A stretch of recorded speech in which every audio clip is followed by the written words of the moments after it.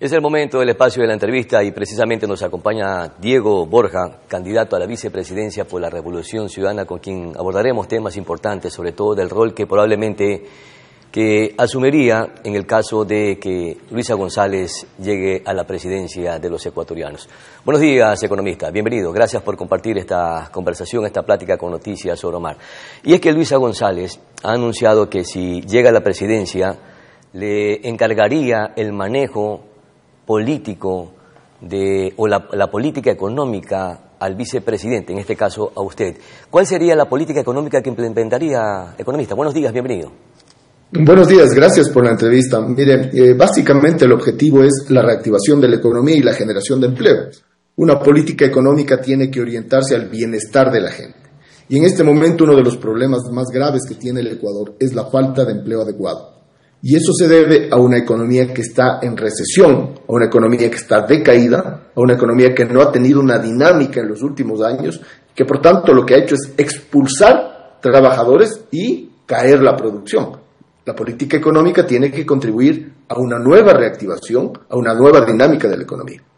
Perfecto. Ante una deuda pública que llega a los 80.000 millones de dólares y un déficit que está en casi 4.000 millones de dólares y una pésima producción petrolera, ¿cómo lograría entonces reactivar la economía del Ecuador, lograr ese crecimiento económico que se espera para los ecuatorianos? Bueno, según las últimas cifras, el Ecuador no terminó con déficit el año pasado, más bien terminó con un superávit. Esas son las cifras al menos a septiembre, que es para las que se tenía disponibilidad. Lo que sí tenemos es una caída en todos los otros indicadores. Una deuda muy alta con vencimientos de pagos en los próximos años y tenemos una caída en general en los ingresos del Estado por una política económica inadecuada. En el plano petrolero, en el plano de la recuperación de impuestos, se subió el IVA y en vez de mejorar las ventas, se disminuyó el consumo de las personas y eso golpeó incluso en la recaudación. En una economía que está en decrecimiento es la peor política subir el IVA. Entonces, hay varias acciones que se tomarían. Una de esas es la disminución del IVA, primero al 13%, que es lo que permite la norma, y luego con el apoyo de la Asamblea al 12%, una reactivación de la inversión pública, que se convierte en atractor de la inversión privada, y claro, mejorando el contexto de seguridad jurídica, que hoy día no lo tiene el Ecuador, también atracción a una inversión privada que ha venido decayendo, y me refiero a la inversión privada nacional, ha venido decayendo en los últimos trimestres todo el tiempo. Entonces son acciones que permitan recuperación de inversión, recuperación de consumo y por tanto recuperación de producción y empleo. La dolarización cumplió 25 años en el país. Uno de sus ideales era precisamente que el Ecuador tenga su moneda propia. ¿Estaríamos abandonando la dolarización en el gobierno de Luisa González y su vicepresidencia si es que los ecuatorianos le entregan el voto de confianza? No tendría ninguna razón el abandono de la dolarización. No hay espacio para el abandono de la dolarización. Lo que hay espacio es para el fortalecimiento de la dolarización. En el último gobierno, en el de Noboa, hemos tenido una disminución de esa fortaleza y parece que es un hecho deliberado. Escuchábamos a su ministro de Economía decir que tiene añoranza de poder imprimir moneda para pagar a los servidores públicos. En un gobierno de Luisa González y Diego Borja se fortalecerá la dolarización.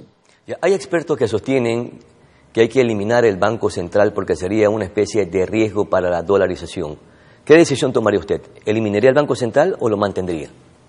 Bueno, son 25 años en los cuales el Banco Central está ahí y la dolarización se ha mantenido incólume, de manera que no hay ningún asidero empírico, no hay ningún hecho de la realidad que permita una afirmación de esa naturaleza. Creo que es totalmente subjetiva y no corresponde a un hecho real. De manera que lo que el Banco Central tiene que hacer en dolarización es contribuir a la gestión de la liquidez de la economía y hacerlo de una manera adecuada, no de una manera inadecuada como lo ha venido haciendo. Por eso no tienen incluso sectores que están vinculados a la producción de exportación, como el caso de Manta. En muchas ocasiones no tienen la suficiente liquidez para la producción, para el empleo y para la inversión. Su postura o posición dentro de la militancia de la Revolución Ciudadana está consolidada, y le pregunto esto porque de llegar a la presidencia de Luisa González no pudiera haber en algún momento, por esas divisiones de pensamientos ideológicas, haber ese resquebrajamiento como ya lo hubo anteriormente.